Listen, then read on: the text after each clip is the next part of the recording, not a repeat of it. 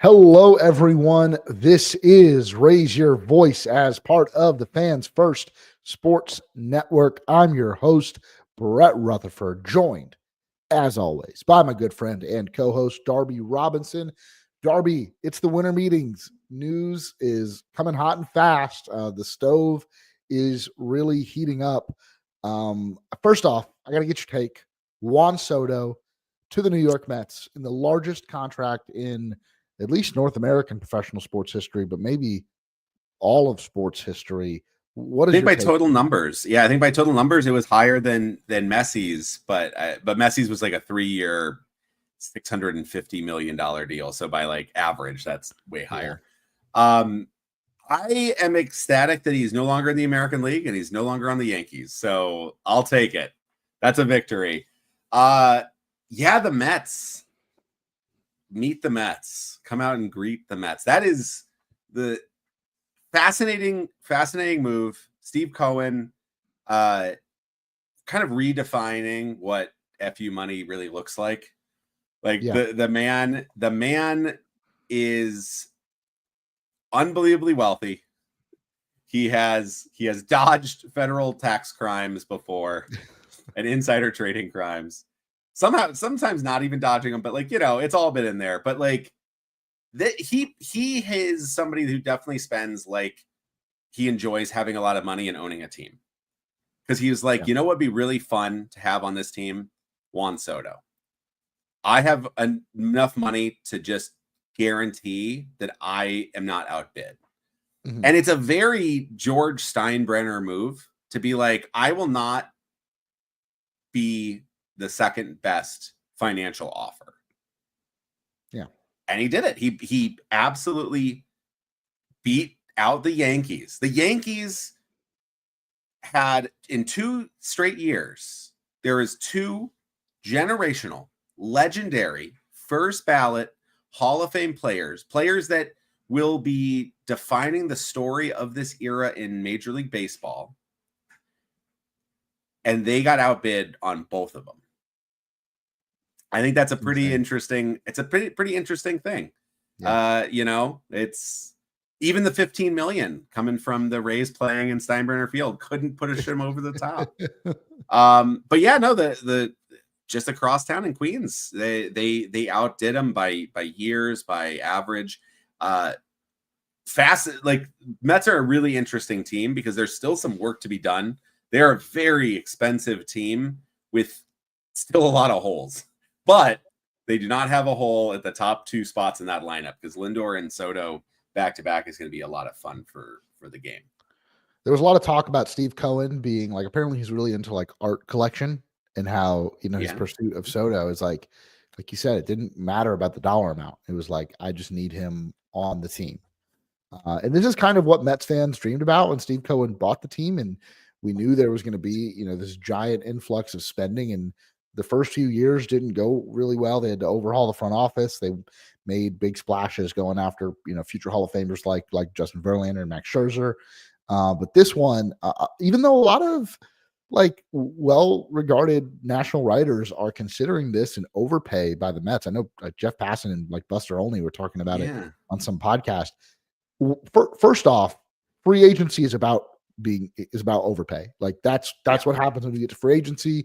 You've got multiple teams bidding on you. You're gonna get paid more than your worth, from a baseball standpoint. Right. Because you're underpaid. You're underpaid your worth for Juan Soto has been underpaid his worth for his entire career up to this point. But secondly, you get to this point with free agents where you get to a certain level of player, and Juan Soto, in my opinion, is the best hitter in all of baseball, and he's 26. You look at what Judge and Ohtani are 26. Doing, and Soto is probably still pre-peak, and the numbers we've seen from him are just astounding. Ted Williams-esque, right? One of if not the greatest hitter of all time, Ted Williams, and Juan Soto. We can talk about his defense. We can talk about the base running. There's a certain level of you're going to just produce so much with the bat that it doesn't matter. Put him in right field, teach him first base, put him at DH. It doesn't matter. Like his level, look what Shohei Ohtani did this year as a DH. There's a level of Right. production where it does not matter. And the skills that Juan Soto has at the plate, I mean, he's got great swing decisions. He's got great bat speed. He hits for power. He can spray the ball. There's not much he does wrong. And the qualities that he has are going to age really well, or they should age really well, assuming that he stays healthy. And so it doesn't like, is it an overpay? Sure. But you're getting a surefire Hall of Famer. Even I can feel comfortable saying that even, he's only 26 years old. You're getting him at 26 years old. You're getting him for seemingly the remainder of his career. And it's just, it seems like a deal that any team should want to make. I'm not saying that every team can afford, $760 million, but for the value you get back and making Juan Soto, who is now on his fourth team, right? Won a World Series at a really young age with the Nationals, then was traded to the Padres, then the Yankees, won an American League pennant there. When everything is said and done, he'll be known as a New York Met. And the stops along the way before that will just be the early chapters of the Juan Soto book. So I want to move on to Rays news, but one more. Go ahead. I just wanted to really reemphasize your point there, Brett, because it's 100% true. You don't get a lot of opportunities to sign a player like this, right? Like, is this in the aggregate, if you just were okay, 15 years, 765 by WAR calculations and all that, is this an overpay? Yeah, obviously. But is it though? You're going to have a 500 home. He's going to hit his 500th home run in your uniform. He's going to go to Hall of Fame in your uniform. He is going to be known for the Mets. And not the Yankees.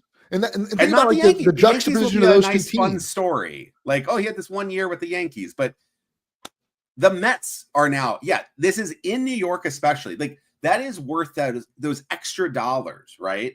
Is that the Mets big dogged the Yankees in this situation. They were we can spare some change for you, Yankees. I know you're hurting financially, Hal, but guess what? Big dog Steve, he's not hurting. He's gonna get it. Hal, I can see you're looking under the couch cushion for the next bit. Don't worry, I can do this all day. This is you mentioned our art auction. This is the person who's just that paddle. It's gonna keep going up. Mm-hmm. You might as well stop. Because you're not beating me. I'm getting this, and it's going on my wall. Just a fun, one. There's so many good stats out there. Mike Petriello had a great article about the milestones that Juan Soto was going to reach in his career during this deal.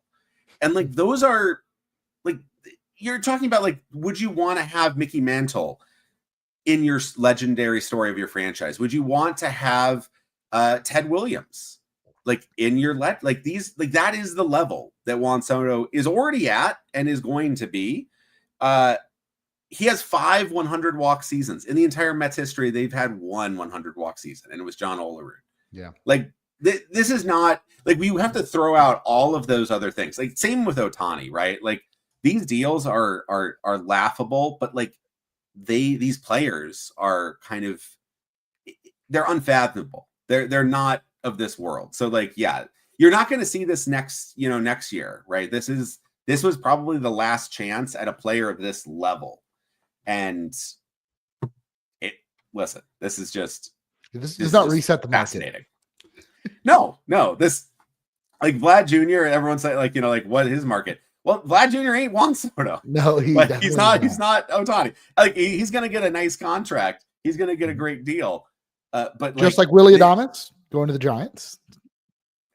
It's one these are one-of-one players. Yeah. These are one-of-one players. So fascinating stuff. And he's not in the Rays division anymore. So yay. That's what I'm most happy about. Willy Adames also not coming to the AL East. I know that the Red Sox were a possible landing spot for him.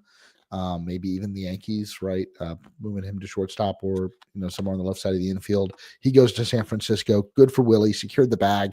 Having the career that we all dreamed of, and the one that got away for the Rays, right? That trade we didn't question at the time. We all knew why they did it. And to now see him having that career, I think about the type of extension he could have signed. had we had we been able to see the future. The remaining money for Willy Adames and a person awaiting trial is both 185 million. So that's kind of fun. That's right. One more piece of in-division news really quickly. Max Fried. So the Yankees lose on the Juan Soto sweepstakes. They pivot. They got to fill up other holes in their roster. They go out and sign Max Fried to what was an 8-year, $218 million contract. Yeah. Max Fried, really good pitcher. This could work out on the front end. I think 8 years for any starting pitcher is hard, questionable. 31. He's 31, and he has had some elbow injuries. He has had Tommy John surgery once already. Interesting. They went with this and not Blake Snell, who went for cheaper. I think the timing of that was, I think they I don't think could have afforded. Yeah, I don't think they could have afforded Snell and Soto. And now that they lost out on Soto, they had a little extra money to try to secure Fried. I won't say that this could be a really strong piece for the Yankees over the next few years, and their rotation still looks really solid. Obviously, Garrett Cole, I think, really came on strong at the end of last year, coming back from injury. You add Max Fried to that with Carlos Rodon.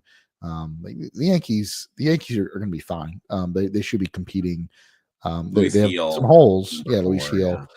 They should be right in the mix for the division and for a postseason spot again this year. Like the Yankees, and they're going to still keep spending. Christian Walker, I think, is another target. They might look at Alex Bregman of the trade market. I will say Alonso's out there if they want to try to steal a Met back. Eric Neander was on MLB Network talking with a panel, the MLB Tonight panel at the winter meetings, and was just kind of catching up. And Tom Verducci made up, it wasn't like a nasty dig, but made like a little dig about saying the Rays must have just missed out on Max Fried and the contract that he got. But then went on to say, but you guys are adding Shane McClanahan, and Neander very calmly just dropped this one-liner, "We'll take Shane." So that got me really fired up for the return of Shane McClanahan this season. I'm a guy who, unfortunately we haven't been able to talk a lot about because he's been recovering from surgery, but he seems to be on track to be fully healthy this year. Eric Neander said we could expect like 150 innings, which I was like, we'll see. But that would be great. If we get 150 healthy innings out of Shane McClanahan, I'll take that every single day of the week. Let's get into the news, though. Our last episode was our stadium standoff episode. We had Danny Russell on. We're going to talk some stadium news at the end of the show today. But since we have last spoken, the Rays have signed catcher Danny Jansen, to a 1-year, $8.5 million deal with a mutual option for a second year on that deal. I think the terms of that second year are not entirely clear. I'd seen the 12 million number thrown around. Important to note, mutual options hardly ever picked up. If the player has a really good year, they won't take that number. They'll go back to the open market. If the player has a not so great year, the team is not going to want that agreed upon number. Mark Topkin did provide some insight, though, that the mutual option does kind of help set what a buyout would be for that player. So I think it's like a $500,000 buyout for Danny Jansen. But it's important to note it's a 1-year, $8.5 million deal. And for the catcher position, it seems like the Rays are done, right? They've got, now their pairing of Jansen and Rortvedt. I'm not convinced that Jansen is like definitely going to be the number one catcher. I think this is going to be a pretty even split between these two. I know you're paying Jansen a lot more, so you might expect him to play more, but Jansen's never played an overwhelming amount of games. He's dealt with a little bit of injury issues. I do expect this to be a pretty even split. When I talked about Danny Jansen a few episodes ago, I even kind of mentioned him as the number 2. I still really like Ben Rortvedt. I think the Rays pitchers really like Ben Rortvedt. I think he's going to carve a lot of playing time out for himself. But Darby, what are your thoughts on the Rays bringing in a veteran catcher through free agency, a year where maybe we didn't think the Rays would be active in free agency? Well, and you never know with the minor league stadium situation, like are players going to be interested in that? Are they going to be like, absolutely not? We saw the A's also signed Severino to a 3-year deal. So like, Yeah, I guess that's not as big of a deal for Show players. me the money. I don't like these are professionals. They're playing 81 games in other big league stadiums. Yes. Do you prefer to play in a nice big stadium with a ton of fans? Of course, but we're playing Major League Baseball. Just pay me my money. Yeah. I'll go out and do a job. At the end of the day, yeah. And with Jansen, he can also look at the dimensions of Steinbrenner Field. And yes, it's a little humid, but he also knows how far the that was part of the contract. Left field wall is. Maybe he doesn't want to play as much. He wants some of those like summer nights off. He's like, let Rortvedt catch those. Once the humidity reaches a certain point, he's like, Benny, you're up. I'm gonna take the fan in the back. No, I love it. I think we talked about the list of like free agent catchers that I think made a lot of sense. You know, Travis d'Arnaud, Kyle Higashioka, and Jansen was one of those guys that I think was high up there. I mean, you mentioned him specifically. We showed that clip of that on socials about that. But like Jansen's an awesome pickup. He's a guy that I've kind of had as like a white whale type of catcher. You know, guy that's good at the glove, excellent framer, and really good at like power. Like, I mean, that's like something from the catcher position. His offense, I mean, this past year, he was dealing with a wrist injury early on, recovering from that.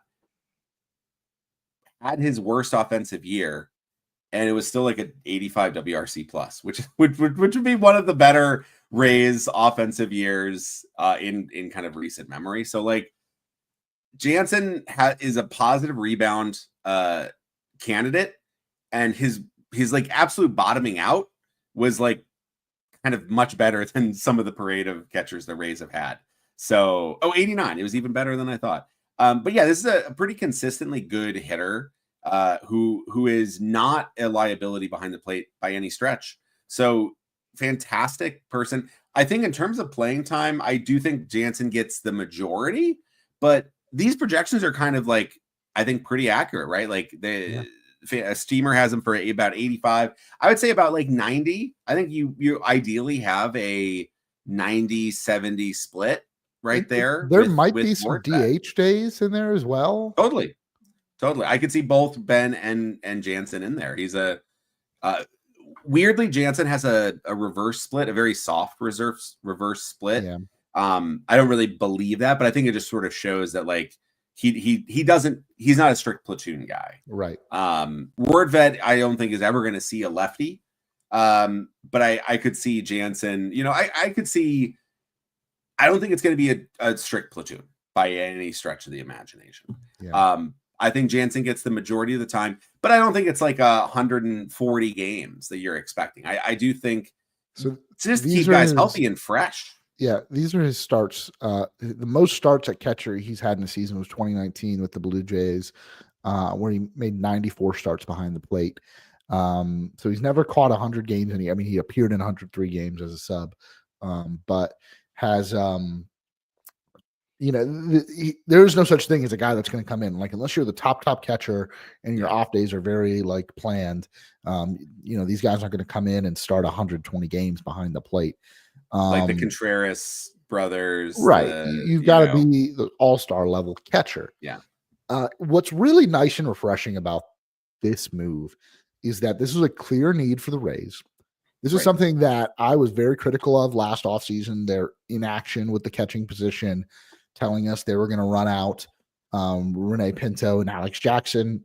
Neither of those guys are with the organization anymore. They did make a move right before the start of the season, getting Ben Rortvedt, and he worked out really well.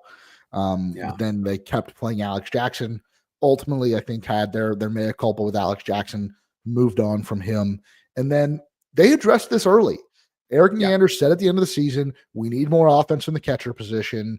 We're not going to they didn't cheap out on this, right? Like this is a solid deal for a veteran catcher. They went out, they paid, I think, a fair value for a free agent, brought him in on a 1 year, $8.5 million deal. And, even though it's a mutual option, there's a chance he could stick around. Maybe he sticks around for a few years. He's going into his age 30 season. He's not ancient or anything. He's going to be one of the older players on the position player side for the Rays, but there was a clear need.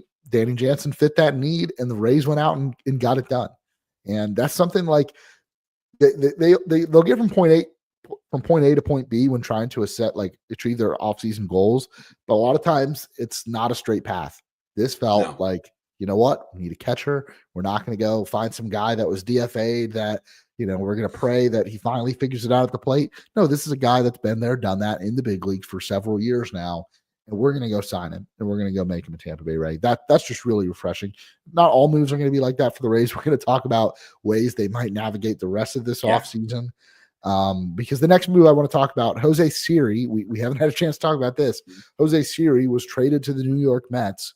At the beginning of the offseason, we said there's a possibility that Jose Siri might not come back. He had a really tough year at the plate and was benched once or twice for effort and just other antics on the field and got into a brawl. Yeah, got into a brawl. Like there was just some stuff with Jose, stuff we knew with Jose Siri. And when you're playing at the level he played, let's say in like 2023, you can get away with more of that stuff. When you're playing Gold Glove caliber defense and you're hitting for power, yeah, I mean, you can get away with a lot more. But when the bottom really falls out from underneath you at the plate, it's not a fit. And we'll see how it goes. So I wish him, I hope he does great with the Mets. I like Jose Siri. I like watching him play. I think he's a ton of fun. But for the Rays, and again, they need to add offense. For the center field position, specifically the center field position, they haven't done that yet. It's just Johnny DeLuca.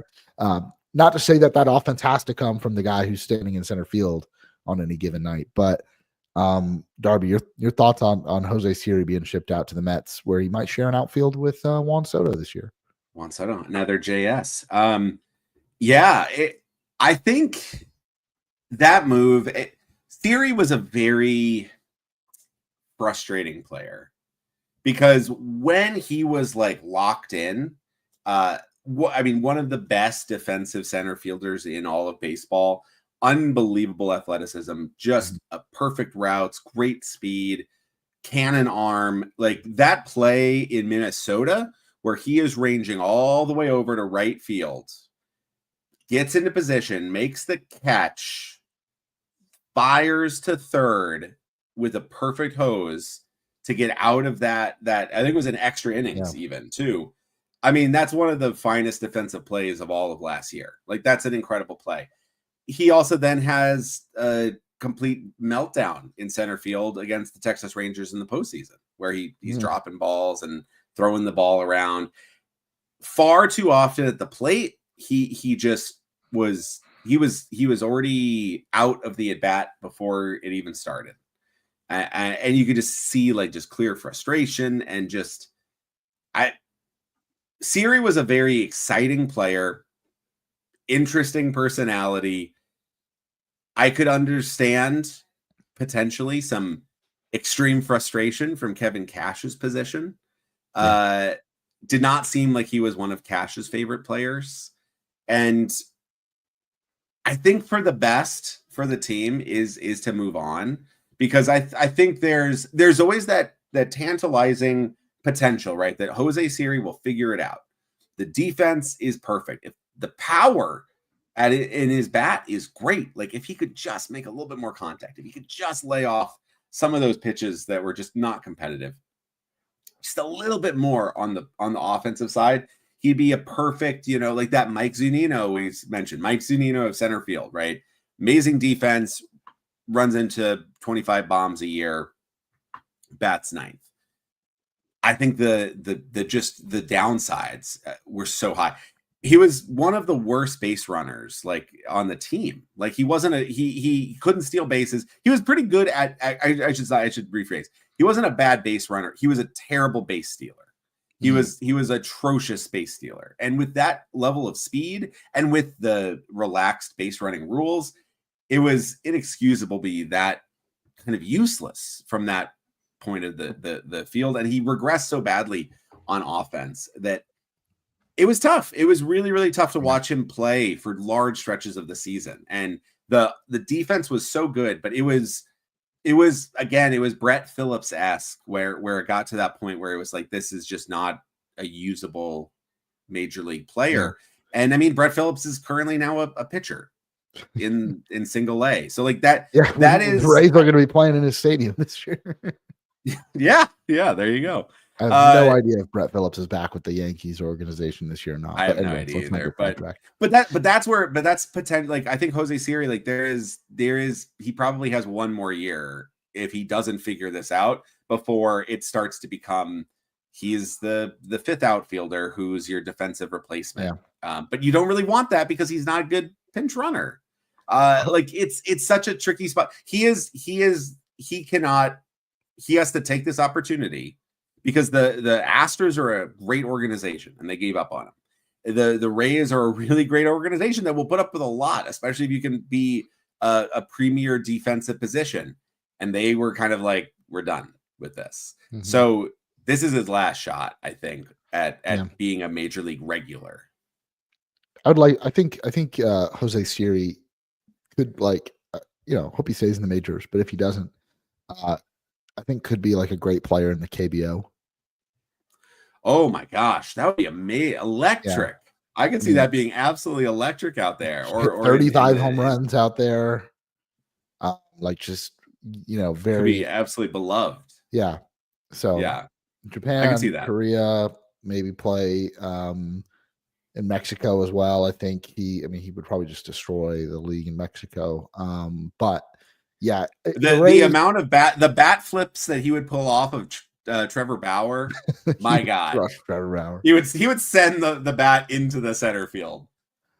The Rays have done a really good job, like transitioning from Phillips to Siri and capturing like that one really good season at that age. Like it was his age 27th season. Like generally that's your peak as a hitter. Got that 106 WRC plus out of him. I mean, he only had 364 plate appearances that season. That's why it wasn't like a 4-win season from him, because he was playing great defense, hit those 25 home runs. I mean, 494 slugging, pretty incredible from Jose Siri. And the bottom really fell out. 37.9% strikeout rate last year. Power numbers dropped significantly. It was 255 OBP.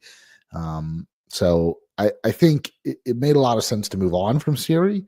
I think the Rays still need to address their outfield group, and I think they will bring in at least one more player. But running through the Rays outfield now, and I'm going to go ahead and pull up roster resource today. For those of you watching. Yeah, on YouTube. You're not youtube.com/@RaiseYourVoice. I did find out today that I'm 98th percentile user of roster resource on Fangraphs. Nice. They have their own version of like every site's now got their Spotify wrapped, their own spin off of it. But outfielders right now on this Rays team, the corner outfield, Mark Topkin reported today that today or yesterday that it'll be Mark Topkin and Josh Lowe mainly in the corners. Johnny DeLuca, it's been reported, or Christopher Morel.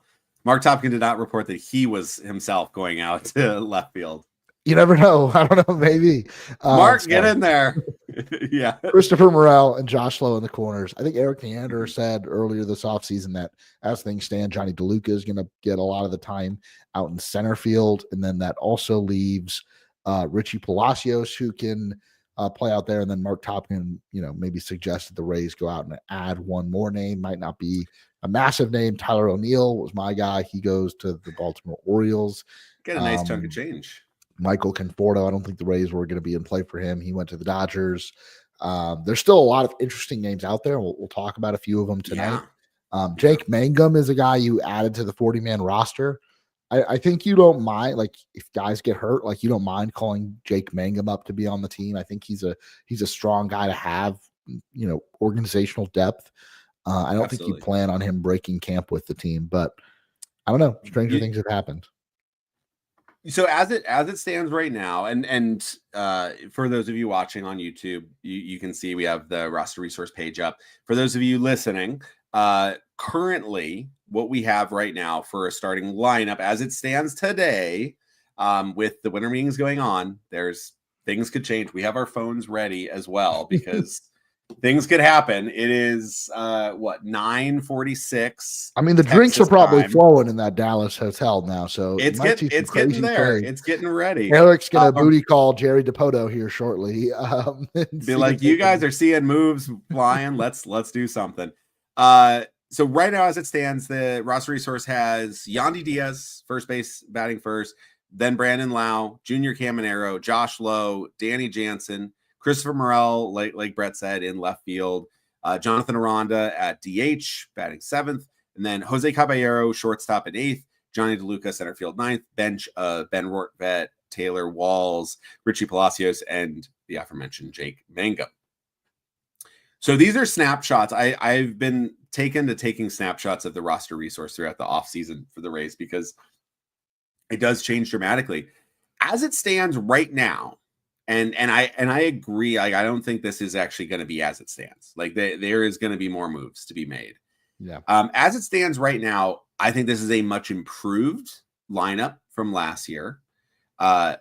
Already you're looking at like some players like Josh Lowe and Christopher Morel that have really good rebound potential. Junior Caminero for a full season is exciting. Yandy and Lau are, they're tremendous veteran hitters.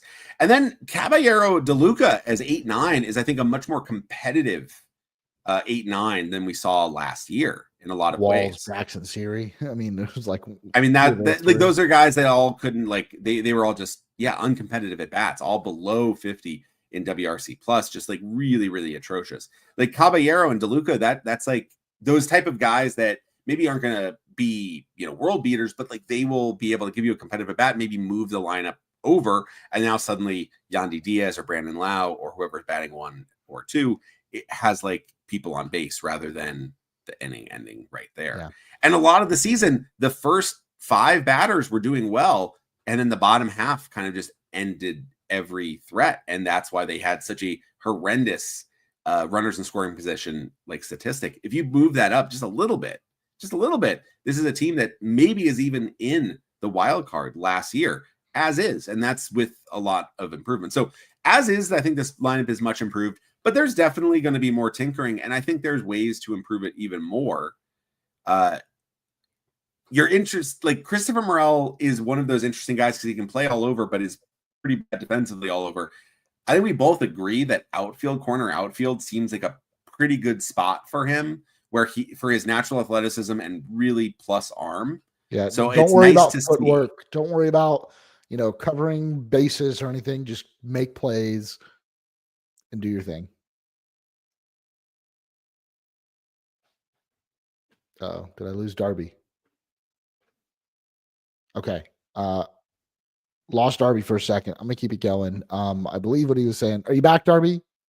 I'm back. Okay. We lost it for a few seconds. But yeah, I like the idea. Like Christopher Morel, don't worry about your footwork. Don't worry about covering bases, moving around the infield, just stand out in left field. Like I think a full season of left field, he can become a passable left fielder. I'm not saying that's a sure thing. Yeah. He might be a future DH. But man, like you said, he's got those athletic tools. I like to think that he could develop into somewhat of a decent left fielder, not a Gold Glove winner by any means, but the thing about this roster right now, though, is it's still very flexible. Like you look at Morel, who could play second. You look at Palacios, who can play second, or he can play a corner outfield. Mm-hmm. When we talk about improving the offense, like catcher, like we said, that was cut and dry. You needed a catcher that could hit more, that still plays good defense. They got one. You can improve this offense without going out and saying, okay, well, now we need a center fielder that can hit more. Let's go sign a center fielder that can hit more, because the good defensive center fielders that can also hit, those guys are all stars and they do not grow on trees. Like, they're really hard to come by. So you can go out and add someone for a certain position, and that's going to shift maybe what Morel's role is going to be, or what Palacios' role is going to be, or hopefully maybe gets rid of Taylor Walls. Although I don't know, it sounds like we're just keeping Taylor Walls. I think he's here. I think he's here until Carson. And like they've got Jose Caballero listed as the shortstop. Like I'm still not convinced. If it's Taylor Walls and Jose Caballero both on the roster, I still think it's going to be Taylor Walls playing shortstop, as most of the time. We'll see. Shouldn't be, but yeah, I think that's probably the case. But at least then it's one player that's a black hole rather than the bottom three. So, I want to pose this question to you though, Darby. Yeah. I would like to see the Rays make an addition, and I think they will. And it's not going to be some crazy big name, but I think they're going to add to this big league group. However, is one of the best ways to improve the offense? This is the $1 million question, right? For guys like Christopher Morel and Josh Lowe to not play at their absolute worst abilities, like we saw for stretches last year. Like, do these guys just need to play better? Yeah, I mean, it's kind of an unsatisfying like answer, right? Because you kind of just like be like, okay, we need to make these moves, but like the biggest thing is, just Josh Lowe and Christopher Morel don't hit your like 20th percentile outcome or 15th percentile outcome. Like get to like a 70th, 80th, like just something. Like it doesn't have to be at your max, but just like don't bottom out. Because what would you say if there was a guy that was like just needed a change of scenery? Let's say it's not the Tampa Bay Rays, and like I just showed you this player profile. Oh yeah. What about signing this left-handed hitting corner outfielder? He's 26, turning 27. Yeah. 1 year removed from a 130 WRC plus, 20 home run, 32 stolen base season. 3.5 win season. 1 year removed, 1 year down, projected to be a positive guy. Yeah, absolutely. You would, or you actually, there's room for a breakout. There's room for breakout. Let's buy low. Yeah. Buy low. I like it. Yeah. Josh Lowe. And then what? buy Josh Lowe. Yeah. And so we talk about ways they can add, but it's again, they're the same reason they traded for Christopher Morel. It's like, we have these guys. Christopher Morel is the move, right? That like at this say tonight we were breaking this news. Isaac Paredes traded to the Chicago Cubs for flame-throwing reliever Hunter Biggie. Oh my God! Have you seen some of those StatCast pages of some of this movement? Did you see Eno's Stuff Plus numbers on Biggie? Oh my God! And then this really exciting helium prospect Ty Johnson. He just made it to the top 10 of the Cubs prospect. I bet he would be top 10 in Baseball America on the Rays. I bet he'd be 9th. I think he's 9th. I think that's where they ranked him. But I bet he'd be in the top 10 of the Rays. And then we also got Christopher Morel. He's coming off an awful year. The Cubs gave up on him. They got weak in the knees. They fell. Oh, losing Darby again.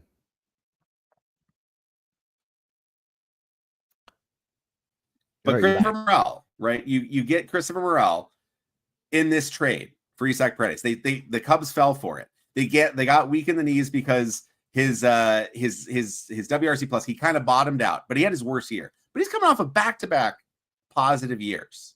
Positive offensive guy. 26 home runs last year. Even in this year, he had 21 home runs.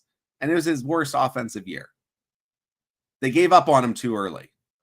And what is he? He's going into his age 26 season. You got Isaac Paredes for a day one reliever, a top 10 in your organization pitching prospect, and Christopher Morel, who's just 1 year removed from having a mini breakout and has just had one down year. What a great... The Rays won the winter meetings, besides the Mets.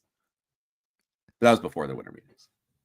So but that happened during the season. During the season, right? So we've kind of like baked in that we're kind of giving up. But like that's a move that this offseason, and kind of Neander mentioned it, like they sort of did a bit of their winter meetings, their kind of off-season work during the trade deadline. That's a move that right now, if you told me if we were getting Christopher Morel brand new, I would be very, very excited on a rebound. Yeah. So you look at that and you think, okay, Josh Lowe and Christopher Morel, they're going to have better seasons. We can project that they're going to be better than they were last year. The other thing that the Rays are grappling with, and I look at this like from a puzzle standpoint. I don't do this to try to like carry water for Stuart Sternberg and the amount of money that the Rays choose to spend. I think this year it's very obvious why they need to cut payroll. they're playing in a minor league ballpark. Like there's just a lot of uncertainty about the entire future of the franchise, right? So I think even for all the Rays are just going to cut payroll, I think even those people can understand that this year is unique, and they are going to need to cut payroll, and they did already. So last year they finished final payroll at just under 90 million. This year they're at 86 million. That's still with them on the hook for Wander Franco's $8.5 million, and we can assume that they will not have to pay him that while he's on the restricted list and unable to uphold his end of the contract. With that being said, I think they might continue to cut payroll. We've talked about potential trades of Brandon Lau and Yandy Diaz and Pete Fairbanks. And I think it's more likely than not that one of those three gets traded. You also have Jeffrey Springs due to make $10.5 million this year. Zach Littell. The Rays have 7 healthy starting pitchers, right? Drew Rasmussen will come back as a starter. So there's depth to trade from the pitching pool and from your veteran core of position players. So let's say they move on. I want to focus just on the position players now. Let's say they move on from one of Brandon Lau or Yandy Diaz. Personally, I think Diaz is more likely, but we'll save that. Mm-hmm. Is there a way you take this lineup and you add someone that is not super expensive because you're still trying to cut payroll. So if you trade away $10 million of Lau or Diaz, you're bringing either someone back in that deal or in a different deal that costs less than that. But with the uptick in production from Lowe and from Morel and from guys like Junior Caminero and maybe Jose Caballero and Jonathan Aranda, is there a way you can trade one of those guys, one of your 2 all-star caliber hitters, and still make this offense better than it was last year, which was pretty terrible last year? You absolutely can, because the Rays have done it most off seasons, doing something similar to this, right? Which is the first move, you're like, that doesn't help. And then the next 2 moves, you go, oh, okay, I see it. It's like, the opposite of the Danny Jansen signing, where you're like, that guy goes right into catcher and improves that. Bingo bongo. This would be potentially like, you could see with Christian Walker moving on from Arizona, potentially. Seems like they're kind of done with that. Like, he seems like he's moving on no matter where he goes. Yandy Diaz to the desert for like prospects and Alec Thomas or Jake McCarthy, 2 guys that could play center field, and maybe you lefties that could platoon with Johnny DeLuca out in center field. So you maybe improve that there. And then once you've traded Yandy, you've now have the opportunity to maybe add a left fielder. Maybe you then make a separate trade of a pitcher, Springs or Littell, and you bring in Taylor Ward for left field. And then Morel moves to DH and Aranda moves to first base and Brandon Lau stays at second base. So now you've shifted everything around. And when all the dust is settled, Yandy Diaz out. In center field, you have a platoon of Alec Thomas and Johnny DeLuca. And in left field, you have Taylor Ward. Suddenly now the offense there's a bunch of moves, and you're either at the equal level, but a little bit more flexible, or potentially, if you really buy into the Ward, breakout, which he's kind of been on the verge of a little bit. Second half, he was excellent. You might be an improved offense. Or here's another flip. Here's another option. You don't make that trade for Ward. Maybe you make the Yandy Diaz trade. You bring in some options. Maybe you still bring in like a free agent, like a Trent Grisham or a Harrison Bader to kind of replace Jake Mangum on the roster. You trade Yandy Diaz for other pieces that are maybe not immediately major league ready. They're maybe like on the cusp. And then you sign Jock Peterson to be DH. And now, again, Jonathan Aranda moves in to second and Morel to DH. Or you kind of have Morel playing a little less, and you can rotate that in with Morel and Aranda. Jock Peterson comes in and kind of replaces Yandy Diaz, opposite hand, so you become a little bit more lefty heavy, which, seeing as how you're facing righties, Yandy's left-handed beating is less important than it is with Jock Peterson being able to just demolish righties like he does. So that's an option there too. Yeah. So there is ways to do it for sure. But it requires more moves. It requires another trade. It requires another signing. But those options are absolutely there. So when that first initial thing, like Yandy Diaz is traded, and you're like, okay, what's the next move? When those dust settles, we have to evaluate it once that second move comes. Yeah. It's probably not coming from Yandy Diaz traded immediately for his replacement, because if that was the case, then why didn't that team just keep that player? Right. Yeah. I guess you could ask Cleveland, because they did that. They traded Yandy Diaz for Jake Bowers, the better version. And then they just traded Andres Gimenez for Spencer Horwitz, and then they just traded Spencer Horwitz to Pittsburgh. Horwitz for pitchers. Yeah. And they've also got Travis Pisana, who, like, I don't know, might be their second baseman, like, opening day. Who knows? Very possible. Yeah.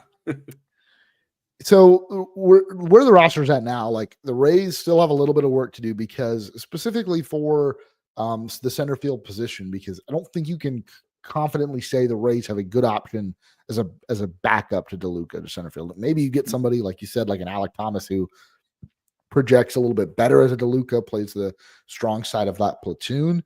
But catching, that's done. You've got Jansen and Rortvedt. Shortstop, as things stand, you've got Caballero and Taylor Walls.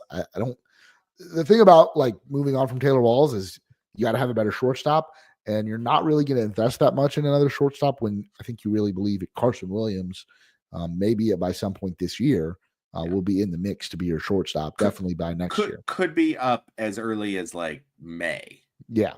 Right. Like, if you could be really aggressive in May, probably if things go well, like June, July. Right. So if you're like, okay, do we just suffer for a couple of months with and you are talking about defense as, like, a number one thing, and it's of somebody hitting 8th or 9th. So yeah, that's really just it's a vote of confidence for Carson Williams if you don't improve that spot. So I guess you could almost say the same thing for center field, right? So right now on the 40-man roster, you've got Johnny DeLuca, and Jake Mangum, I think, would be a very capable big league center fielder. I'd like to see them add a big league ready center fielder. Maybe it's somebody who just can be on the bench, be a speedster. But there's another prospect that they have that also might be in the mix at some point in 2025. Chandler Simpson stole over 100 bases this season in the minors. The bat, I think, is really starting to come along. Won't hit for much power, but is just, like, crazy fast, crazy athletic, is going to steal a ton of bases, could play center field. And maybe that's how the Rays feel about the center field position as well. Yeah. We're not going to invest in another center fielder because we believe in Chandler Simpson having an impact starting this year. And maybe they like Johnny DeLuca more than I do. I said towards the end of the year that I thought Johnny DeLuca should be, like, the last man on your roster. I think the Rays like him more than I do, and maybe they have good reason for that. But is that an outfielder seems like an easier add because of how you could shift around the infield. Like, even if you trade Yandy or Lau, I'm not worried about infield depth, because, like, Palacios could play some second, Curtis Mead could play second. Aranda slots in at first really easily. If you trade Diaz, Aranda could even play second. Maybe you would need to bring in another first base type. If you traded Yandy, you bring in another, like, right-handed hitting first baseman on, a guy that can play first base and corner outfield on the cheap. But like an outfielder seems like the more glaring need. Like, if you trade Yandy, you could still add an outfielder, and the infield works itself out. Yeah, and I think when you look at the roster, if you trade Yandy or Lau, those options of, like, immediate. You have the DH spot become an option. You have left field become an option. You have just a bit more flexibility when it comes to that. I think if you wanted to, if you were saying, like, you know what, we're not loving the offers for Yandy, we're not loving the offers for Lau, and we're not going to sell them cheap. We're not going to just move them just to save the money, right? We're going to keep them. The simplest option is you potentially trade a pitcher for an outfielder, and that shifts things around. It still comes back to outfield. It still comes back to, I think, The outfield has the opportunity to improve. The most important is going to be just Josh Lowe and Chris Morel getting better. But I do see there's so many options there available. And I would love to see, I would love to kind of see as much as I would miss somebody like Yandy Diaz in this lineup and just how awesome a player he is, it would be kind of fun to see like the Rays do that kind of move and see like the next cascading pieces, right? Like there is something to that. To when the Rays are at their best, they are kind of a little flexible that way. They are a lineup that I think for me, when I'm looking at this lineup, the name that does stick out is Jake Mangum. And I think the reason that sticks out is that like Richie Palacios on the bench is exactly what you want to see. That's the exact type of player you want on your bench. I kind of want one more of him in that spot where you can now have a lineup that goes 1 through 9 or maybe 1 through 8 of guys that you think can be at least a 85, 90 WRC plus bat, right? At the floor, a whole lineup. I've mentioned this before, like the Rays are best when they are at the not sucking lineup. Like that's what you need. You don't need it's not stars and scrubs, right? Like where we were talking with the Yankees, where it's like after Soto, Judge, and Stanton, you're just like, please anybody do anything. I think the Rays lineup is a little different, right? You have some guys like Diaz and Lau that are, and then Caminero that could be like well above average, like all-star level. But I think the way the Rays have produced top 5 offenses are not through the gaudy top players, but it's from a lineup that can go 9 deep plus an extra couple from the bench, where you can just mix and match pieces, win in the aggregate, and have players that are not terrible that can just keep the lineup moving. Yeah. And I think they're close on that, but there's a couple moves to make. Yeah, I think they're missing one piece. They might get to, like you said, number of moves. They might have to make 3 trades to get that one piece. But yeah. But I feel confident that they're not done. Maybe we get moves tomorrow. Winter meetings. The Rule 5 draft's also tomorrow. So Darby, I'd like to hear your top 5 players you're worried about losing, and exactly why you're worried about. I'm just kidding. I know that you don't care about the Rule 5 draft. I don't. The Rays do have 2 open spots on their 40-man, so there's the chance that they are active on the Rule 5 thing. I just did a quick look at some websites, what they were like, the players, and I almost passed out from boredom of all these guys. Oh, this is a fringy, toolsy outfielder who's fast, who hit 2. But like you said, maybe that fills out this bench, right? Because Jake Mangum on the 40-man fills out this bench now. He's got 3 options left. Like, I expect he will start the year in AAA unless there are injuries.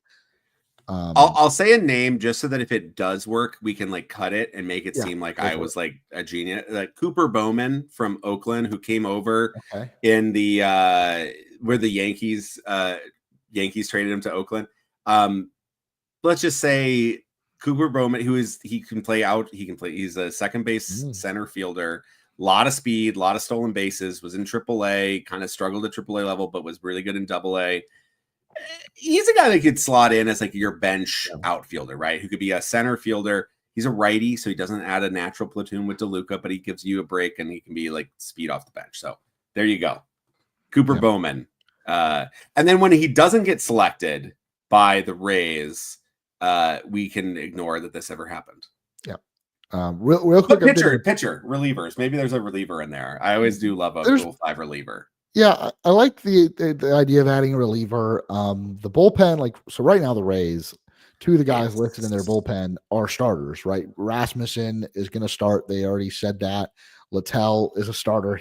I don't know why he's listed in the long. I know the Rays have 5 really good options here, but Zach Littell was genuinely good as a starting pitcher, and it feels really disrespectful to list him as a long reliever on roster resource right now. If he's in trade talks, it's definitely as a starter. So the Rays are in at this point in the offseason, and things always happen, right? But right now they have 7 healthy starting pitchers, 7 guys that, some of them will have workload limits, like Jeffrey Springs. They're going to be very cautious with him. But it feels like these guys are all, I don't want to use this term too loosely, but bona fide starters. Like none of these guys are too worried about. Like Taj Bradley, there's still some question marks. Shane Baz, there's still some question marks. But all of these guys should be big league starters next year. 100%. So it feels like you have to move on from one. Like you can take 6 into the season. 7 is a little tough.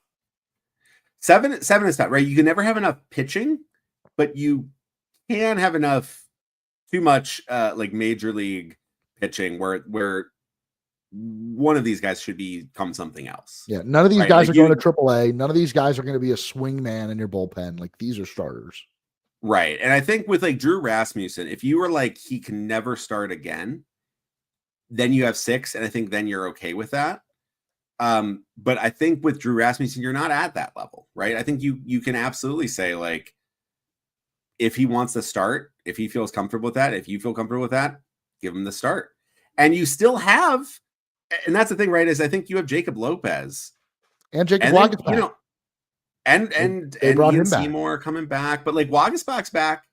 Jacob Lopez looked pretty good, so I think like that's if you go in with 6, and that's your 7-8. That's who you want at 7-8, right? Yeah. Those are the type of layers. Like they have the AAA depth where those are the guys on your 40 man that you're like.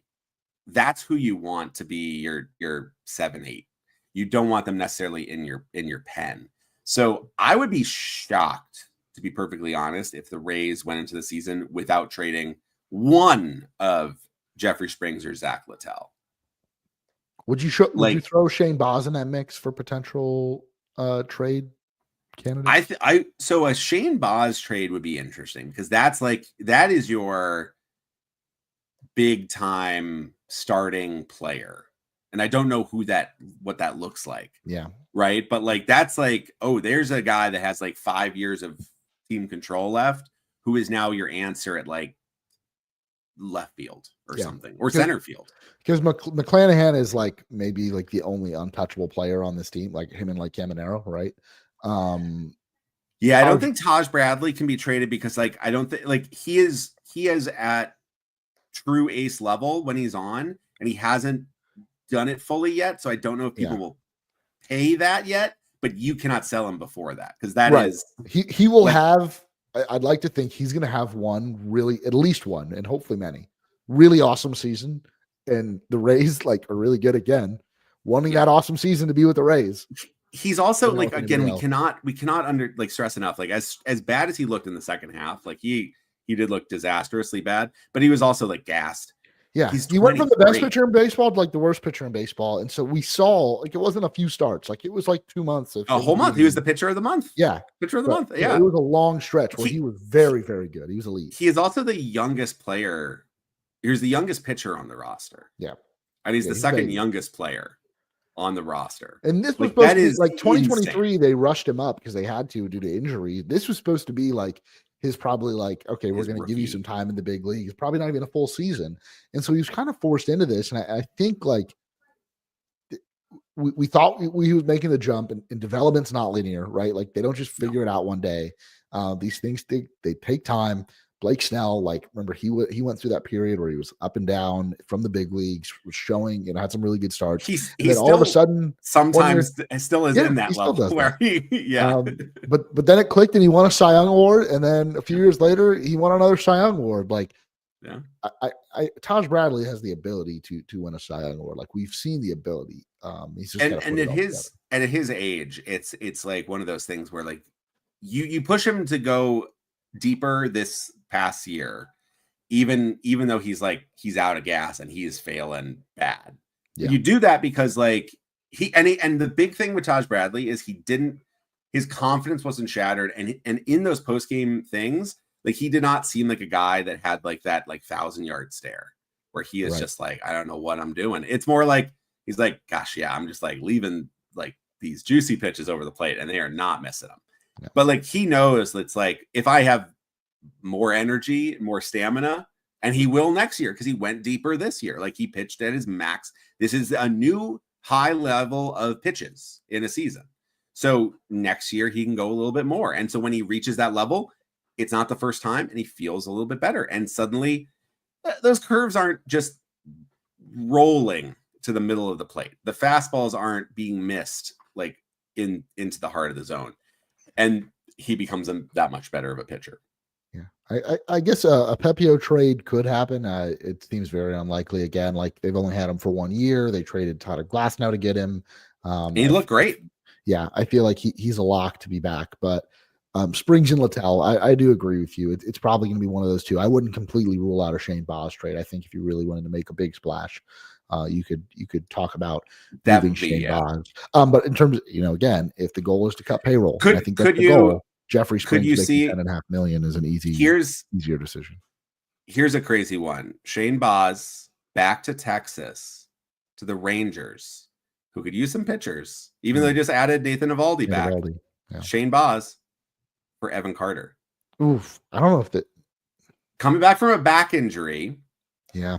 So there's a little question mark there. They have Wyatt Langford locked up. They have Adolis Garcia. They can't really trade him. He's pretty much there. That's a challenge trade of two extremely young guys who have flashed greatness. Evan Carter was not that good last year, but he was dealing with a back injury. Yeah, not for Shane Baz, but maybe I'd also be interested in Josh Smith on that Rangers team. Josh Smith would be oh my God, that would be a perfect ad. Yeah, that's like Jeffrey Springs for Josh Smith. Jeffrey Springs was at the Rangers for a little bit, I think. He was. So they could be like that buyer's remorse. They were like, oh, we had him. We missed it. We missed it. Yeah, Josh Smith, who's 26, I think, very young, played pretty good shortstop. That's an immediate upgrade there, but is also a super utility guy who can play third base, second base, outfield. Feels very razy. Yeah, and that dude, just like the definition of a gamer, right? Like, yeah, I watched him play in a super regional when he was at LSU against Florida State in Baton Rouge, and he plays really hard, can do a bunch of stuff really well. I like Josh Smith. So there you go. That's that right now at the bar. They're talking like, let's shock the world tomorrow. Shane Baz for Evan Carter. And they're going like, oof, I don't know if I want to give up Shane Baz. I don't know if I want to give up Evan Carter. Yeah. Like these are I can't order a couple more old fashions. How about, okay, you know what? I think what about, Josh Smith, Jeffrey Springs? Nobody's going to be like, I can't believe I'm the GM that traded this. It'll be we're both getting something and we're both pretty happy next year. It's like a couple of years of like quality, but nobody's like, my God, the guy that's starting in the All-Star game, Shane Baz, how could you trade him for the guy with the broken back who can't walk anymore? Or you're like Evan Carter, that 5-win seasons, 5 straight Gold Gloves. He's had 5 straight more walks than strikeout seasons. What a buffoon for a good reliever, but not as he burned out as a starter. So that's where you start there, and then you end up at Jeffrey Springs for Josh Smith. Darby, this is why we need to be at the winter meetings. We can start encouraging these deals. We just those whispers. I don't know if we're getting into the same bars. I don't know if all the GMs like rent out the bars for the night and to stop idiots like us from getting in there. But I think we're getting somewhere. We'll whisper in John Heyman's ear, who can then be the one that's whispering in. Yeah, there you go. So last piece of news about the stadium. I said we would talk about it at the end of the show. Since we talked with Danny in our last episode, St. Pete City Council went ahead and approved the bonds, right? They added it to the agenda. They did it. They approved the bonds. Ball is now in the city's court.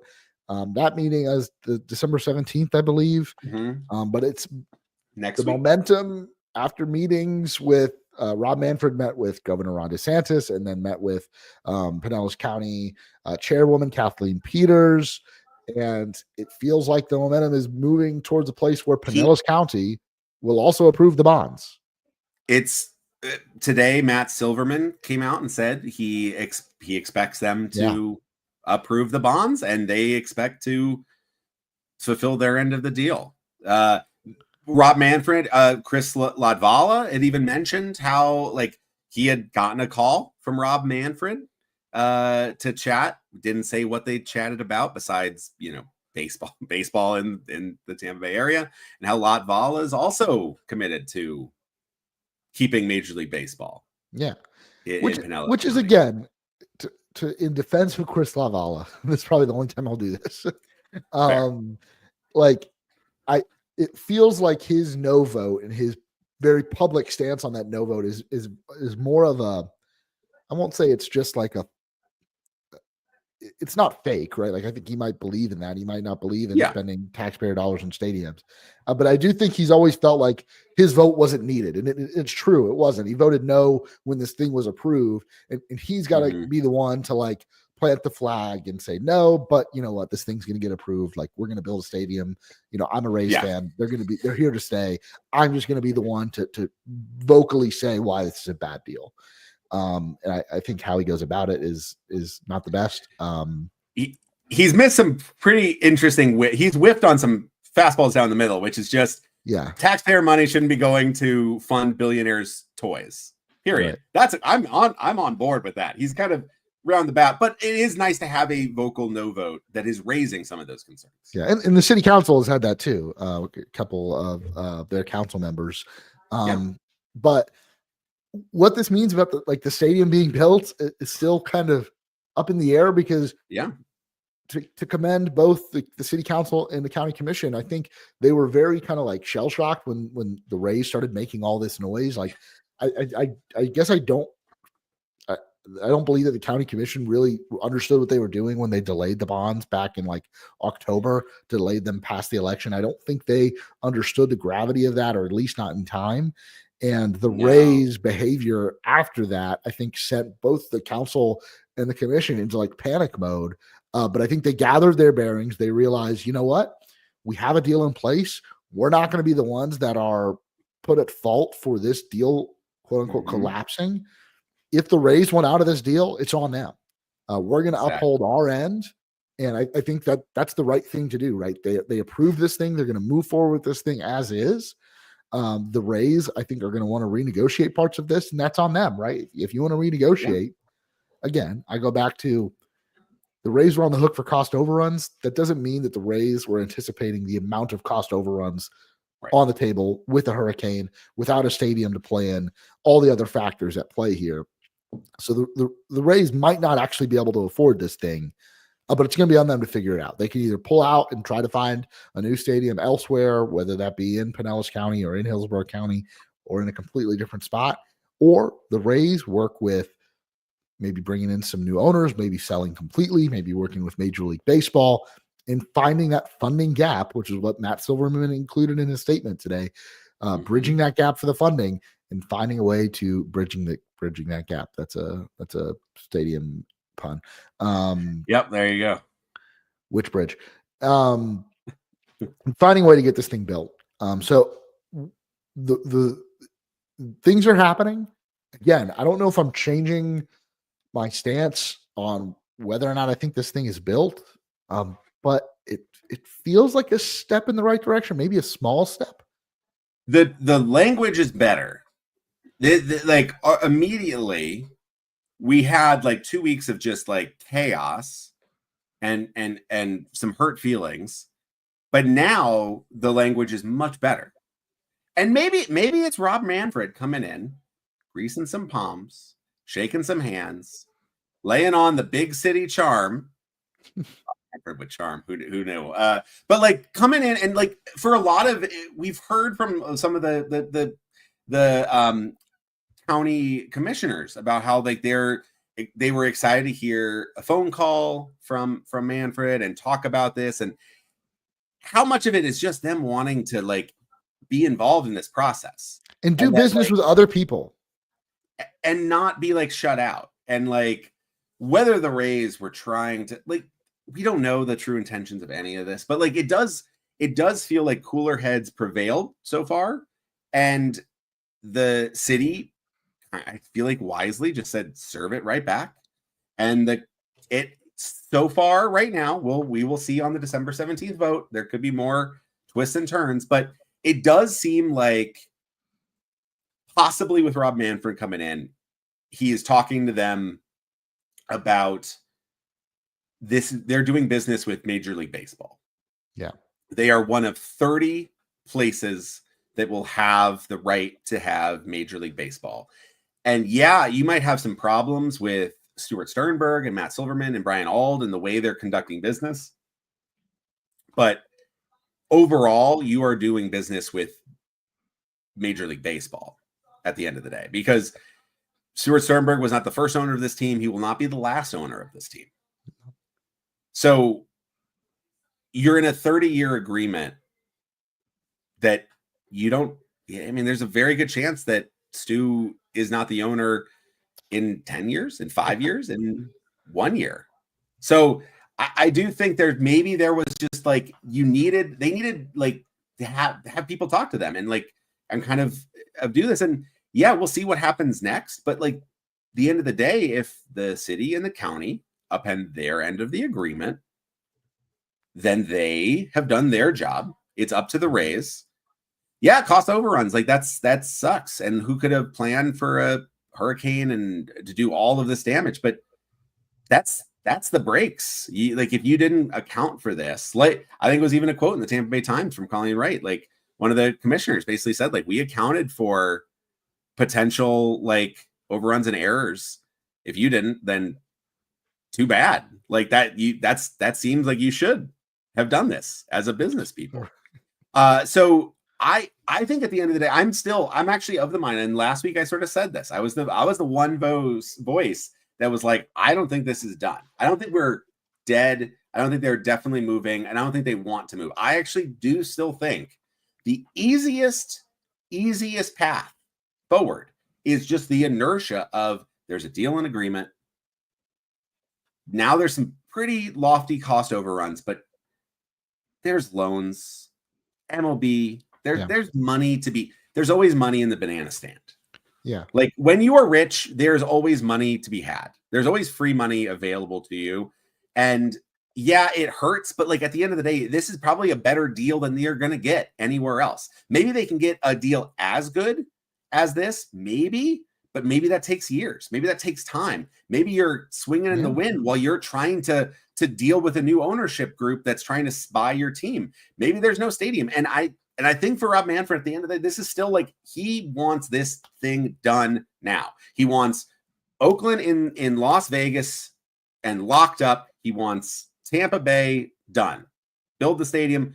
And so then he can then focus on making a ungodly amount of money for the other 30 owners when they expand and they have not taken off the bidding wars that will happen to get 2 new Major League franchises in 2 new markets that will then expand Major League Baseball's reach. And they don't lose a market in the Tampa Bay area and mid central Florida.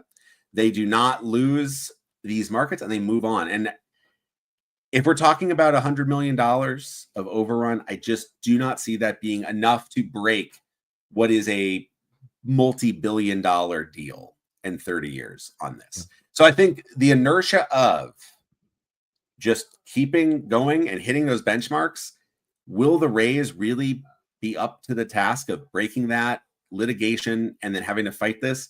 Or are they just ready to just be like done, sell, and just be over with this? So we will see. Yeah, I think that's a good way to end the episode. We might have some more news before on the stadium and hopefully on some baseball things. Rule 5 draft tomorrow. Rule 5 draft tomorrow. Emergency pod after the Rule 5 draft when the Rays claim. I would love if there was an actual. It's gonna bite me in the ass one of these days. One of these years, there's gonna be the next, Dan Uggla or Josh Hamilton. Yeah. But until then, I'm gonna still keep being a pompous ass about this and saying the Rule 5 draft is idiot. Listen, something will happen tomorrow where players are actually going to be added to different teams. Also, so don't disrespect Kevin Kelly. Rule 5 draft. That was an amazing. And I actually think at the time I said I love that because when you get reliever, that's what I think the most exciting part of the Rule 5 draft. Justin Slayton of the Boston Red Sox, that was another one that I really circled. Great reliever there. So if the Rays we won't do an emergency pod for a reliever, but if the Rays do add a reliever, that's a really fun sign because it probably means a trade is coming soon from one of those pitchers to kind of replace. So we'll see. All right. Well, that is going to do it for this week's episode of Raise Your Voice. Thank you guys for listening. We are live for every episode on youtube.com/@raiseyourvoice. If you haven't already, make sure to like this video, hit subscribe, and turn on those notifications so you can join us every time we go live. We're also available wherever you get your podcasts. If you really want to say thank you, you can head on over to patreon.com/raiseyourvoice, where you can become a member for as little as $1 a month. As always, make sure to head on over to draysbay.com to check out all the great Rays coverage. Once again, thank you guys for listening, and we'll talk to you next week.